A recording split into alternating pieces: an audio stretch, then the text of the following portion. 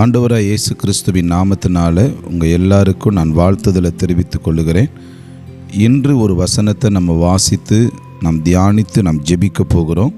சங்கீதம் எழுதின புஸ்தகம் 1வது அதிகாரத்தில் நான் 3வது வசனத்தை வாசிக்கிறேன்.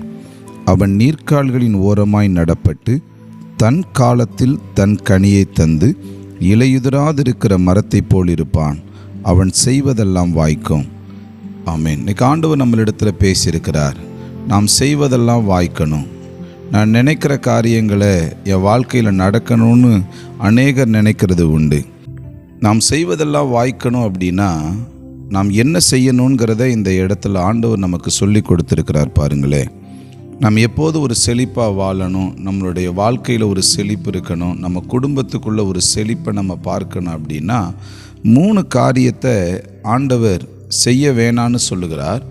ஒரு காரியத்தை நாம் ரொம்ப கடைபிடிக்கணுங்கிறத சொல்கிறார். பாருங்களேன், ஒன்று அந்த மேலே இருக்குது பாருங்கள். துன்மார்க்கனுடைய ஆலோசனையில் நடவாமலும் பாவிகளுடைய வழியில் நில்லாமலும் பரியாசக்காரர் உட்காரும் இடத்தில் உட்காராமலும். ஒன்று, நாம் துன்மார்க்கனிடத்தில் ஆலோசனை கேட்கக்கூடாதான், பாவிகளுடைய வழியில் நிற்கக்கூடாதான், பரியாசக்காரர் உட்காரும் இடத்துல உட்காரக்கூடாதான். அப்போது நாம் யாரிடத்தில் ஆலோசனை கேட்கணும்? நம்மளுடைய ஆசீர்வாதமான காரியங்களுக்கு நாம் கேட்குற ஆலோசனைகளை வச்சு தான் நம்மளுடைய உயர்வுகளை செழிப்புகளை நம்ம பார்க்க முடியுமா? சில ஆலோசனைகளை நாம் தவறுதலான நிலைகளில் கேட்டு நம்மளுடைய ஆசீர்வாதங்கள் நிறைய பேருடைய நிலைகளில் கீழே விழுந்து போகிறத நம்மளால் பார்க்க முடியும். அப்போ ஆலோசனை கேட்குறது யார்கிட்ட கேட்கணும்? துன்மார்க்கனிடத்தில் அல்ல, சன்மார்க்கமாய் வாழுகிற தேவனிடத்தில், சன்மார்க்கமாய் வாழுகிற கர்த்தருடைய பிள்ளைகளிடத்தில் அவங்கள்ட்ட ஆலோசனை கேட்குறப்போ அவங்க ஜெபம் பண்ணி அந்த ஜெபத்தின் பிரதிபலிப்பாக பரிசுத்த ஆவியானவர் நமக்கு சொல்லி கொடுக்குற காரியங்களின்படி நாம் நடந்தோம்னா நிச்சயம் அந்த ஆலோசனைகள் நம்ம வாழ்க்கையில் ஒரு செழிப்பை நம்மளுக்கு கொடுக்கும். அதில் போட்டிருக்கு பாருங்கள், பாவிகளுடைய வழியில் நிற்கக்கூடாதான். அப்போ இயேசு சொல்லுகிறார், நானே வழி. அப்போ இயேசுவோடைய வழி எது? இந்த வேத வசனத்தில் என்னென்ன காரியங்கள்லாம் இருக்குதோ அந்த வார்த்தைகளின் படியெல்லாம் வாழணும்னு சொல்லி என்ன செய்யுங்க, நீங்கள் ஆண்டவர் சமூகத்தில் ஒப்புக்கொடுங்க. அந்த வழி உங்களுக்கு செழிப்பை உண்டாக்கும். அதுக்கடுத்து பாருங்கள், பரியாசக்காரர் உட்காரும் இடத்துல உட்காரக்கூடாது.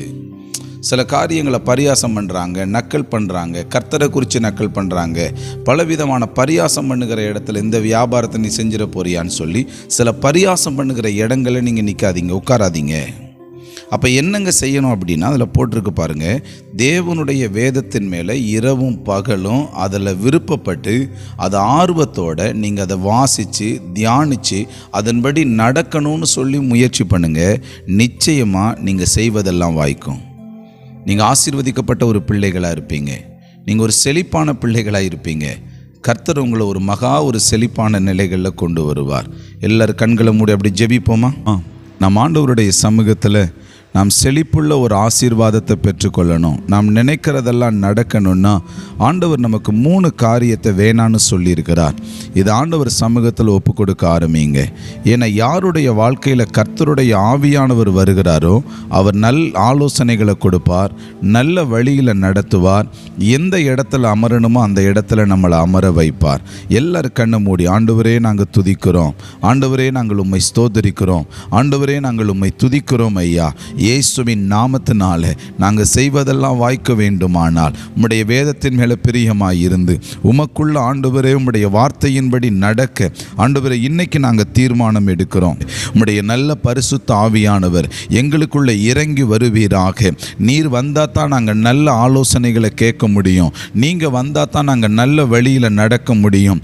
ஆண்டவருடைய கரம் எங்களுக்குள்ள செயல்படுவதாக. கர்த்தருடைய ஆவியானவர் இப்பொழுதே யாரெல்லாம் இப்படி ஜெபிக்கிறாங்களோ இவங்க எல்லார் மேலேயும் நீங்கள் இறங்கி வரணும்னு சொல்லி ஜெபிக்கிறேன்.